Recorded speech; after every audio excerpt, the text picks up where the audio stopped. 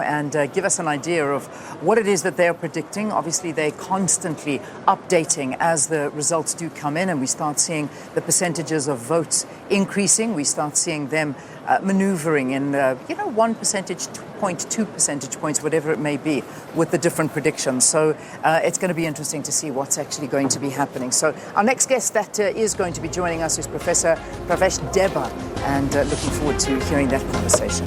Indeed. Thanks, Rian. And of course, these predictions, as we saw yesterday, absolutely spot on. They held. Things that were said at 5 a.m. yesterday morning actually did come to pass. How close it was? How proud are you of these numbers? Be proud of the CSIR, John. I told you. I put my house on it, and as they say, what usually happens is it is usually the new entrants that somehow they do actually make room for error in terms of predicting the new entrants, because you don't know, you don't have a benchmark, you don't know what they're going to do.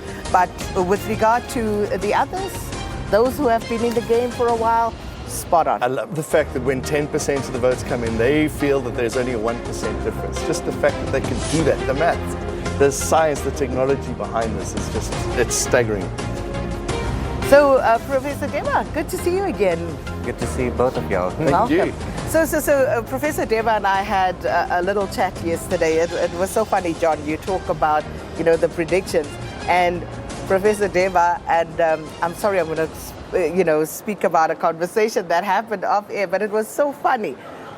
Professor Debba says to me, I say to him, yeah, you see, you guys always get it right. He says, yes, but the EFF, somehow the EFF is always doing things that, you're not quite 100% on what they're going to do. And it was so funny, like the EFF, even with the science, is, playing around with it. But Prof, how's it going? Is the EFF behaving in the science? Yeah, in fact, the one that troubled us a little bit was Action SA, because and that was more at a metro level. So for Gauteng, if we look at what was predicted yesterday at 5 o'clock in the morning, we said that they would be around about 5.1 for Gauteng, but they ended up with they are likely to end up with around 8% or so. So that's that is a margin of error of more than what we would be like to have. But the rest of them, firstly at the provincial level. So at 5, what we did give out was that, we gave out at the national level, and everything was, within a percentage point. So we had said that for ANC it would be 47.6, and at this moment we are looking at the ANC being 46.5, so it's within a percentage point, and same for all the other political parties. So we're quite happy at the national level. What we said yesterday at 5 o'clock is just at a provincial level. It turned a little bit different from what we expected. Let's look at the Northern Cape, because first thing in the morning, the Northern Cape had counted more than any other province. So what are they looking like at this point? For Northern Cape, at this point, we're looking at ANC ending up with 50.7, so they would make over the 50% mark. We're looking at DA 20.5, EFF 10.5, Freedom Front Plus 3.3,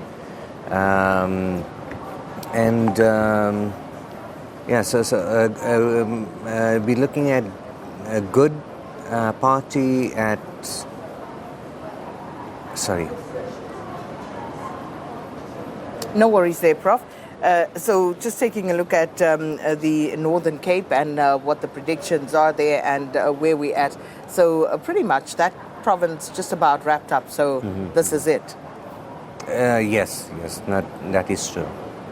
So when we look at those numbers, can you compare those? Have you got the numbers from the previous election so we can see how they vary from last time? Okay. Sorry, we should have prepped you for this. There's so many numbers on his laptop. Yeah. It's fascinating. And as you asked that, I'm trying to run through mine so I could perhaps assist Prof in trying to find those particular numbers just to look at the comparisons. Prof, I'll try and find that. In the meantime, if we can move over maybe to the other provinces. I'd like to have a look at the Western Cape, hotly contested area. DA very confident that they would retain the Western Cape and those municipalities as well. What sort of numbers are you looking at now with voting counting seems to have stalled for a little while? So what can we get from the Western Cape, if anything? From the Western Cape, we're looking at DA ending up with around about 53.1%. ANC, we're looking at 20.7, 20.8. Good will be round about 4.4. Freedom Front Plus seems to have done quite well in Western Cape, 3.4. EFF, we're looking at they would end up around 3.3. And the other parties are under 3. A question for you, Sakina, just so that I understand as well. The EFF seem going to be, what's the word? It's the kingmakers. And maybe we'll ask the party, and hopefully you can get this later on as well. Is that something they would be happy with? I wonder, because surely they would want to run municipalities. I know Julius Malema at one stage said they were going to earn 68% of the votes. I wonder if they would be happy to be kingmakers or not. I have absolutely no response for you. The EFF will have to tell us. I can't wait to find out they, of course, have been very clear about not entering into coalitions as the EFF. They will vote along issues and, decide where their vote will go on any particular issue. So I'm not sure in terms of what they will do. But in the past, they have actually said no. But we'll see what happens this time around. And there are some municipalities that are very interesting where you have, even with the opposition, the numbers work out so finely that you have one party that has one seat that literally becomes kingmaker. And it's going to be interesting to see what sort of power they wield and what they will be asking for, because you have this little party that literally holds the sway in that council. Back to the Northern Cape, have you managed the numbers? Yes, I do have it. Did you want to compare nationally what it ended up, what it was at 2016? Northern Cape, as we were focusing on the So, Prof, I think how to do it perhaps so that it's a little seamless. I will give the 2016 and Prof can tell us what it is projected for in this election. So in the Northern Cape 2016, starting with the ANC, they were at 58.7%. Okay, just 1 minute, because I also opened the other file to get the information you are giving. This is what John is doing to us. He's making us work this I've morning. broken everything. Television is so different to radio. Normally on radio, we'd have little pieces of paper and you frantically search on the Google. Television, you've got to look cool. Sorry. Yeah. So Northern Cape, we're looking at a predicted amount of 50.7. So that's from 58.7 for the ANC. So 8 percentage points down there. And the DA, 25.3 in 2016. At 20.5 now. EFF were at 8.8. 10.5, so they go up. IFP, 0. And I think stays that way, not contesting there. Yes, correct. And then COPE in 2016 in the Northern Cape polled at 2.8%. 0.8. UDM, 0. I don't have UDM as one of the... so 0 should be. ACDP, they were 0.2%.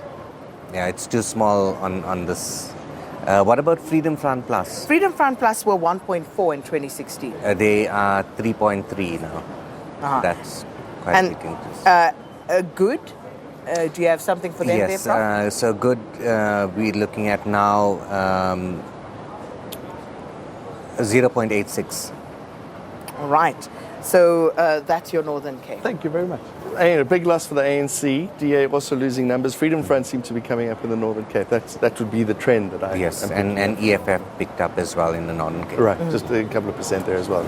You know, Prof, I know CSIR was also looking at special focus areas, that were interesting. If perhaps we can just go and take a look at some of those and the predictions that we have for those. So just taking a look at some of the areas, you were focusing on Alexandra, Deep Sloot, and then North KZN, Northern KZN, rural KZN there, and also in KwaMashu in KZN, and a few others as well. So maybe if we can just run through some of those in terms of what the predictions are. Alexandra, as we know, very topical for various reasons. We've seen all sorts of protests there over the years. So let's just run through that, Prof, and what it was, starting with the number of registered voters there in this election, 66,937, and the turnout at 40% in Alex. Yes, that's correct. Right, let's run through it then, Prof. I'll do 2016. You could give us the projections. Perhaps for this one, is it possible for maybe little later today? We want a little, because I see it's 6% at this yes, stage. and so in other words, what has happened was the last report we got was yesterday at 10 to 10. It's one of those that have stalled. So the team is just building this report again. And it would be much better to have a look at the updated one, because then you would have populated, quite a bit of these districts. And fair enough. We can take a look at Alex. If you are from Alex, later on, stay tuned to SABC News. We'll take a look at what's happening there. Deep Sloot, we can go to Deep Sloot. Okay, for Deep Sloot. Which is, of course, an informal setting. Well, that actually was completed yesterday. Yeah. So we've got actuals for Deep Sloot. Yes, we do have actuals for Deep Sloot. And so just in case you're interested, Deep Sloot, Prof, if you could just give us what it ended on. It's 59.5. 59.5. All right. And compared to to 2016, it was 61.2, and DA ended up at 3.1. Compared to last year, it was 6.9. So that dropped significantly. And then EFF, it's 19.7 compared to last year, 28.7. So also a drop. And Action SA, for this year, it's 10.1. Right, so interesting there.